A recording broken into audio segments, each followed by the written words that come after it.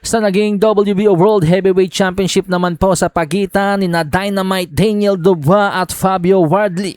Grabe po, fight of the year candidate to panigurado. Naagaw po ni Daniel Dubois ang WBO World Heavyweight title ni Fabio Wardley sa pamamagitan ng 11th round TKO. Ang gandang laban po talaga. First round pa lang nagkabagsakan na, bumagsak si Dubois ng tamaan ng isang matinding kanan ni Wardley. Akala ko'y maagang matatapos ang laban. Sa round 2, ginasgasan naman po ni Daniel Dubois ang pagmumukha ni Wardley kung saan duguan din ang bibig nito. So maganda po yung recovery ni Dubois noong round 2. Pero pagtungtong po ng round 3, naka-score ulit ng knockdown si Wardley nang tamaan niya si Dubois ng 1-2. Napaluhod si Dynamite at muling nabilangan. Sa round 4, nakabawi na naman si Dubois. Siya naman ang tumama ng mga malulutong na 1-2. Mga suntok na kung ordinaryong boksingero ang tatamaan ay malamang knockout na. Sa mga sumunod na rounds, parang nabasa na ni Dubois ang mga pinanggagalingan ng suntok nitong si Wardley. Parang asa na lang sa 1-2. Kaya't kahit papaano ay naiiwasan niya na ang mga atake nito. Sobrang naging epektibo rin ang mga jabs ni Dubois sa laban. Ito ang bumasag ng ilong ni Wardley at masasabi nating ito rin ang nag-neutralize sa mga sugod ni Wardley. Bago magtapos ang round 6, kamuntik-muntikan nga pong bumagsak itong si Wardley pero nakasurvive. Pero kahit nakasurvive siya ron, ang laking pinsala ng iniwan ng mga suntok ni Dubois. Duguan ang kanyang bibig at basag ang kanyang ilong. Sa mga sumunod na rounds, mas lalong naging brutal ang laban.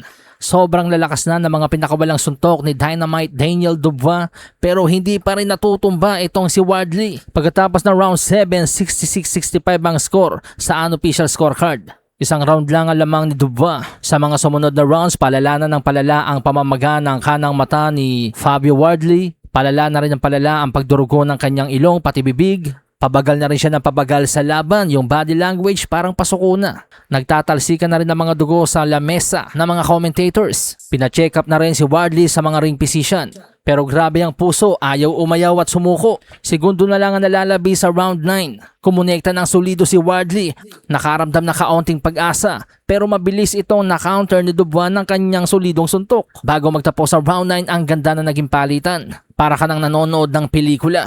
Sa pagpasok ng round 10, muli na naman pina-check up si Wardley dahil sa pamamaga nga po ng kanang mata nito, basag ang ilong at pati na rin yung pagdurugo sa bibig. Brutal na naman ang mga sumunod na eksena pero pagtungtong nga po ng round 11, hindi na nasikmura ng referee ang ganito kabrutal na laban. Kahit anong lakas ng mga suntok ni Dubois ayaw pong tumumba nitong si Wardley. Kaya naman si ref na ang umawat bago pa mauwi sa hindi maganda ang sitwasyon. At dahil dyan, the winner by 11th round TKO and the new WBO Heavyweight Champion of the World, Triple D, Dynamite Daniel Dubois. Na ngayon ay nag-improve na nga po ang kartada sa 23 wins, 3 losses with 22 knockouts. Sahin ang baraha, patunayan mo sa'kin ha. Sino man ang mabunot na kalaban, di ka tatakbo ha. Sa bayan ko sa bayan,